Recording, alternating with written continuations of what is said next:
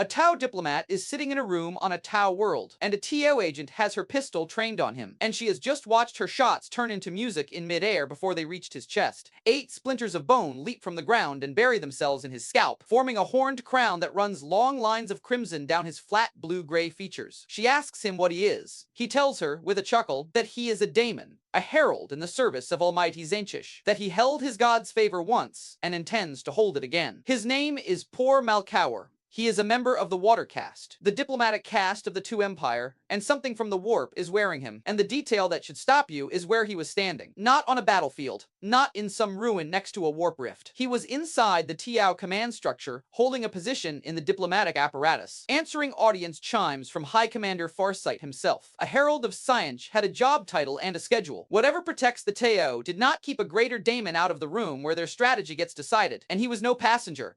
During the fighting on Vyorlos, when a space marine librarian of the Scar Lords faced Farsight and his warriors, the account has the daemon doing most of the work in that fight. A Tau world was defended, in part, by a Tzeentchian herald wearing a Tau body, against space marines who had come to kill Xenos. Everyone on that battlefield was fighting the wrong war. There goes the immunity. The Tau are the one faction in this setting that people describe with confidence as safe from chaos, and the belief is so widespread that arguments break out about it in every corner of the fandom. It is the standard answer whenever somebody asks which race the ruinous powers cannot touch, and it gets repeated as settled fact. The reasoning behind it is sound, which is what makes the reality so much worse. The question worth answering is what protects the Tau, where that protection fails, and what happens on the day it stops working. Start with why the belief exists. Because the mechanism is real, and it is written into the rules of the setting. All Tau have next to no psychic presence in the warp. To a daemon looking for them, a TA does not register the way a human does. A human's soul burns in the immaterium like a fire, bright and obvious and delicious to the things that feed there. A Tau appears as a shifting will-o'-the-wisp, a faint flicker that could be anything or nothing at all, hardly worth turning toward. The old role-playing rules put a number on it, and the number is brutal in its clarity. Daemons, daemon hosts, and other denizens of the warp attempting to detect a Tau suffer a heavy penalty to notice them, and they have to roll for it even when the Tao is standing in plain sight. If the daemon fails that roll, it must act as though it has no idea the Tao is there. That detail changes the shape of the entire question. The TO are not armored against chaos. They are not holy, not shielded, not blessed by anything.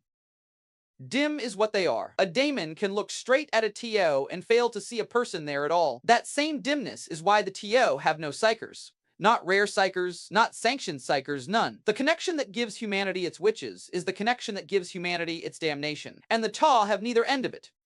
There is a second layer to this, which is motive. A daemon hunting souls in a galaxy of screaming humans has little reason to work hard for a dim Tau when a hive world is right there, blazing away with 100 billion candles.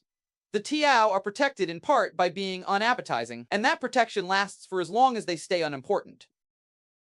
An empire expanding across the eastern fringe, fielding heroes, accumulating grudges, and starting to matter, does not stay unimportant. Their protection is real then, and it comes with a specific and dangerous limit. The Tau are hard to notice, and that is the whole of it. Nothing in that description says they are hard to take. All of which leads to the interesting question, which is, what happens when a TA stops being dim? Take the fire warrior Shasazla Tokais on his first real deployment, in the middle of a three-way catastrophe involving the Imperium and the forces of chaos. Kais is a talented soldier who is a little too invested in being a fire warrior. He wants it too much. He leans into the killing further than his training intended, and Khorne notices him. The explanation on record is precise, and it is the key to this entire subject. The Tau are difficult to corrupt, because their weak connection to the warp leaves so little psychic presence. Khorne is able to influence Kais because his enthusiasm for the role burns his otherwise dim presence just bright enough to catch a ruinous power's attention. The wisp flares, and something on the other side turns its head. The things that do not happen to Kais matter as much. He does not lose rational thought. He does not start mutating. He does not fall to his knees and start chanting. The corruption that would have reduced a human to a screaming cultist manifests in a Tao as something subtler, an influence, a pressure, a taste for the work that goes past what a soldier should feel. It is worth setting Kais beside the human in the same story. Governor Severus, an imperial official in that campaign, was seduced by the powers of chaos and went the whole way, teleporting word-bearers aboard a ship and serving a daemonic master until Kais killed them both. Same war, same daemons, two species. The human was recruited, corrupted, and used as a tool from beginning to end. The Tau got a taste for killing that ran a little too hot. The Daemon at the center of that story, an ancient thing the Aldari had sealed away for centuries, was working the whole board that day, and it found humanity a far easier instrument than the aliens who kept failing to be interesting to it. That gap in outcomes is the Tau advantage in a sentence, and it is a difference of degree rather than of kind. That is the first honest answer to our question. Chaos can reach a TO. It reaches them by another route, and it reaches them when they become interesting. Now, the case that makes this frightening at the level of the whole empire, which is Commander Farsight, the greatest hero the Water Caste has ever produced. On the dead world of Arthas Moloch, Farsight's forces fought their way through a battlefield where orcs, mortal chaos worshippers, daemons, and Tau were all killing each other at once. He ordered a withdrawal to the ships waiting in orbit, and then madness began to sweep through his own lines. Here is what Farsight experienced. His battlesuit appeared to him to have become a war engine that could rival a titan. His dawn blade seemed to be replaced by an axe. Skulls appeared to manifest across his armor, and his own planned retreat. The sensible order he had given moments earlier began to look to him like cowardice. He lost himself in rage and started hacking his enemies apart. Every image in that list belongs to Khorne. The skulls, the axe, the fury, the contempt for withdrawal. Readers have spent years noting the other details that sit beside them and refuse to settle. Farsight paints his battlesuit red. His inner circle numbers 8. He fights with a blade in a culture that reveres the gun, and he holds the Ethereals, the closest thing his people have to spiritual authority, in open contempt. None of that proves anything on its own, and every one of those choices has a mundane explanation the Tay would give you. They also line up with the Blood God's preferences to a degree that has kept the argument running for decades. A TO commander in the middle of a battlefield started perceiving himself as a Khornate champion, and acting like one. And then came the thought that saved him. In the middle of that rage, it occurred to Farsight that he should fight alone, for himself, and let his own troops, who were too weak to survive, fall behind him. That thought horrified him. Recoiling from it brought a degree of sanity back, and the hallucinations faded, and he was Farsight again.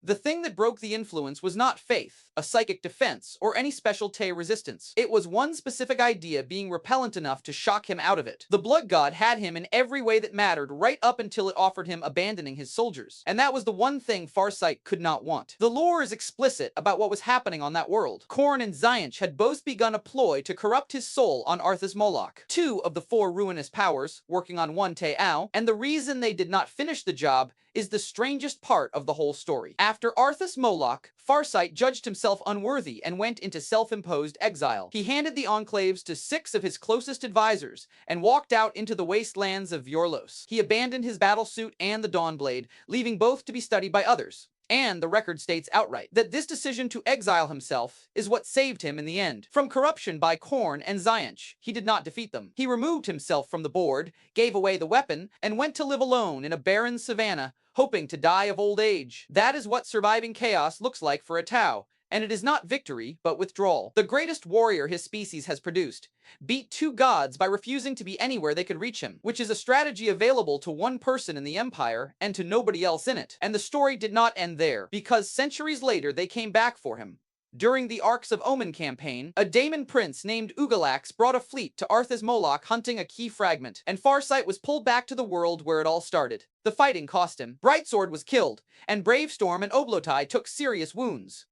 Grief and frustration mounted, and the record notes that Farsight began to succumb to Khornate influence once again. He held on regardless. The accounts credit the bonds with the surviving members of his 8 for pulling him back. But note the pattern across both events. What chaos reaches for in Farsight is his rage and his grief, and what saves him is other people. Take away the people, and it is not clear anything saves him at all. Now, a note on where the evidence stops, because this subject attracts a great deal of confident overstatement. Farsight has not fallen, he is not a servant of Khorne, and no source states that he is. He has been influenced, more than once, by 2 gods who have decided he is worth the effort, and he has resisted every time. As for the Dawnblade, the weapon he found on Arthas Moloch and later set aside, its true nature is unresolved. Speculation about it has run for decades among readers, and speculation is what it remains. The defensible statement is narrower and more unsettling. The single greatest Tay commander in the setting has been the target of a sustained campaign by Chaos Gods, has hallucinated himself into a Khornate champion on a battlefield, and stayed clean by exiling himself and giving up his sword. That takes the question back to the Empire as a whole, and to the part that should worry a Tao strategist. Notice who gets targeted in these stories. Not conscripts, not farmers, not the vast and placid population of the Empire going about the business of the greater good. Chaos came for a Water Caste diplomat with access to the highest circles. It came for a fire warrior with more talent and more appetite than his peers. It came, twice, for the finest commander the TA have ever fielded. The dimness that protects the toe is a function of being unremarkable in the warp. Ambition, rage, grief, obsession, and zeal are the precise qualities that make a soul burn brighter. The protection of the TO Empire therefore carries a design flaw in its foundation. It fails first and hardest on its best people. The Imperium generates its heretics out of its weakest and most desperate. The Tau, if this continues, will generate theirs out of their finest. One more angle in this deserves turning over, and it concerns the caste that rules them all, the Ethereals. The TO caste that rules the Empire exerts an influence over TO society that nobody has explained to anyone's satisfaction, an authority so absolute that fire warriors will walk into death on a word. Some readers argue that whatever the Ethereals do is the actual source of Tau unity and stability, and that their guidance is part of what keeps the population pointed away from the kinds of despair chaos feeds on. If that is true, it raises a question nobody in the Empire wants asked out loud. Farsight walked away from them. He took his enclaves out from under ethereal authority altogether, and built a society that runs without them. Whatever protection the Ethereals provide, the Enclaves have been living without it for a very long time, out on the edge of the galaxy, next door to a dead world where two Chaos Gods once tried to claim their founder. Can Chaos corrupt the Tau then? It has already happened. A Daemon of Tzeentch wore a Water Caste diplomat as a suit, and used him to fight Tay soldiers on a Tay world. A fire warrior caught Khorne's eye by enjoying his work too much. Two gods spent a battle and a lifetime working on the greatest commander the Empire has produced, and the thing that beat them was a man giving up his weapon and walking into the desert. The Tau are not immune. They are quiet, and their souls are small candles in a galaxy of bonfires, and the things in the dark have trouble picking them out. That is a real advantage, and it has saved them from the fate of a dozen other species. It is also, on close reading, a statement about how little attention they have attracted so far, rather than a statement about what they can withstand. No Toe has ever tested the second question, because the gods have never needed to press. But the TO are also the newest empire in the galaxy, expanding fast, taking losses, learning grief on a scale they have never known, and building an army whose heroes are asked to feel more and want more with every campaign. Every one of those things makes a candle burn brighter. There is a version of this future that the Empire cannot see coming, because it has no vocabulary for it. The Imperium has 10,000 years of institutional paranoia, an inquisition, a state religion, and an entire priesthood devoted to spotting the signs. The Eldari have soul stones and a species-wide memory of what happens when a civilization gets careless. The Tau have a philosophy of rational progress, and a firm position that the warp is a navigational hazard rather than a theology. Nobody in that empire is looking for possession. Nobody has a word for it. Por Malcaor operated in the diplomatic corps of a Tay world, and the being who confronted him in the end was an Imperial agent working undercover. Because the TO had nobody whose job it was to ask that question, the TO have not been spared. They have been overlooked. Being overlooked works right up until somebody looks, and somebody has looked 3 times already. Por Malcaor was seen and taken. Kais was seen and pushed. Farsight has been seen twice by 2 separate gods, and the only reason he is still himself is that he gave up his sword and went to live alone in a desert. And the difference between those 2 words is the whole future of their species.